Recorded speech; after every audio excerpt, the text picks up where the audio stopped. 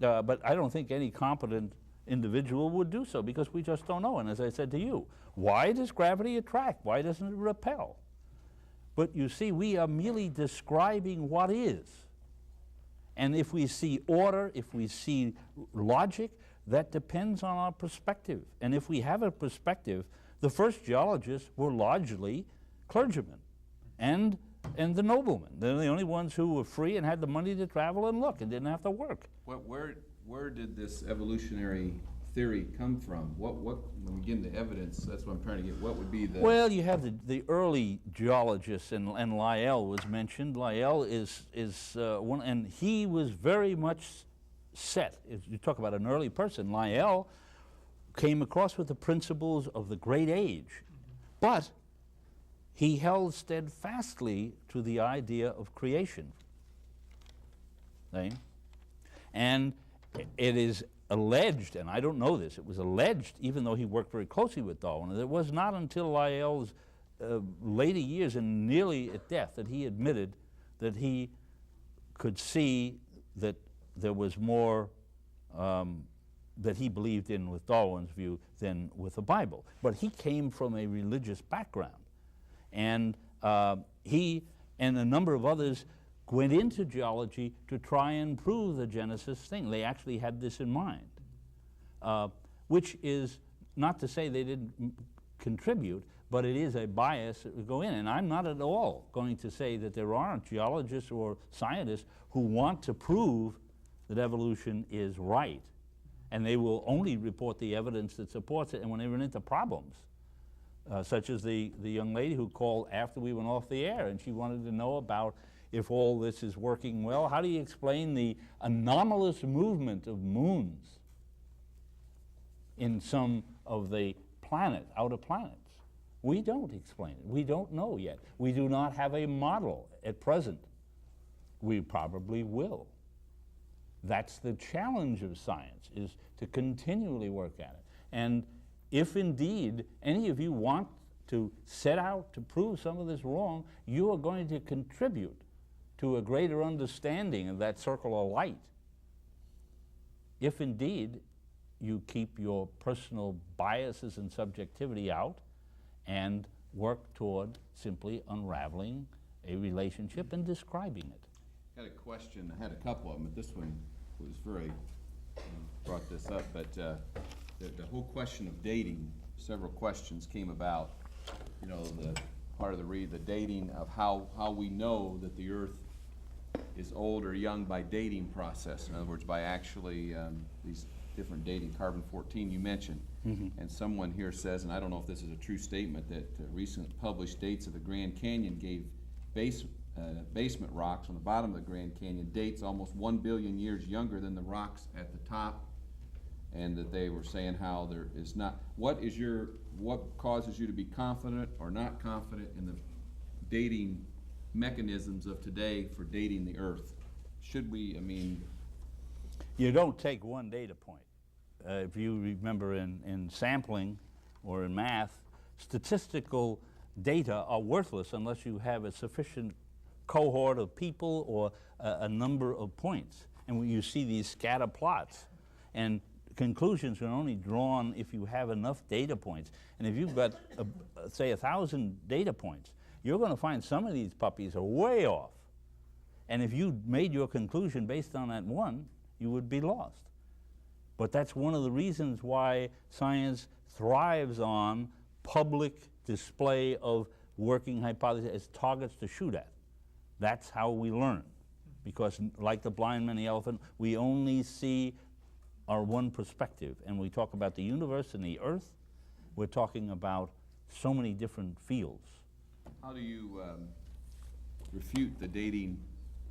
In other words, the fact that they're dating and saying billions of years, that these dating techniques are showing millions and billions of years. How do you and you say an earlier Earth, or is that the right terminology? Yes, sir. Yes, sir. Okay.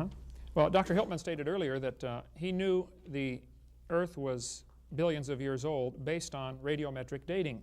I believe that's an exact quote.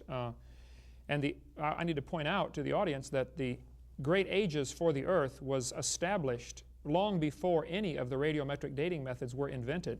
before any of the radiocarbon dating, potassium, argon, uranium, lead, before anybody even thought of those, they had already agreed the Earth was billions of years old.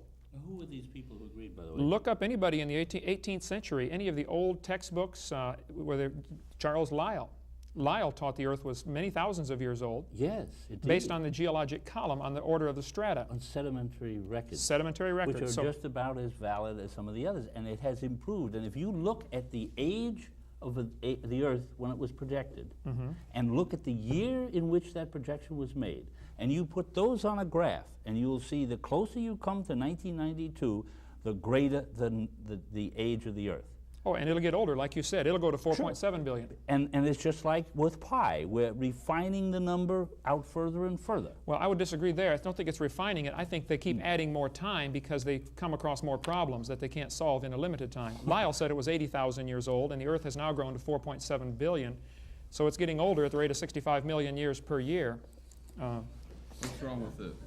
Why do you not have confidence in their dating mechanism scientifically? Well, the dating methods are based on the geologic column. If I brought a fossil to any university and said, I would like you to date this for me, their first question would be, where did you find it?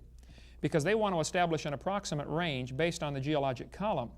Then they will break off samples and they will test it for either uranium or potassium or lead or whatever radiometric element they're looking for, which decay method they're using, depending upon the approximate age. When they went to the moon, they brought back lunar soil. They tested it 8 different ways. Science magazine, 1970, published all the information about that. They obtained 8 different ages, all the way from 2 billion to 18 billion. So they decided that none of them were accurate. They threw them all out and picked a number out of the clear blue sky and said the moon was 4.6 billion to match the age of the Earth. Why do you think they threw those dates out? Because it didn't match their prediction, their expectation. But it illustrates the point that the radiometric dating is only used to try to further bolster the geologic column dates. The two are trying to work synonymous. Why do you think they threw them out? You sound I like think you had a just, thought there. well, I have a thought as the fact that the scatter was unacceptably scattered. They get that scatter every time they date anything. It means that, no, that's not true. Oh, yeah, well, okay. All right, let's go to lead uranium. Okay. Uranium we know quite a bit about because it unfortunately has some characteristics that can be used for good or for evil, and Sure. evil tends to really get in there All quickly. have sin. I can go again. Well, that's your bag. I'm not pushing that one. But nonetheless, we have today... You led me into that one. That's You know right. that. I know. I'm a terrible fisherman. We have today, and you all are part of a great example of what our society is not doing about this Earth. We're happy to use the results or the fruits of radioactivity in the East and the West, in a lot of places, not Missouri and Kansas so much, are dependent on nuclear power. Sure. We're producing radioactive wastes that are a tremendous threat and doing nothing about it. Since 1960s, when I first was at KU working on radioactive disposal methods and research over at the Kansas Geological Survey. We were working on it then. Nothing's been done since.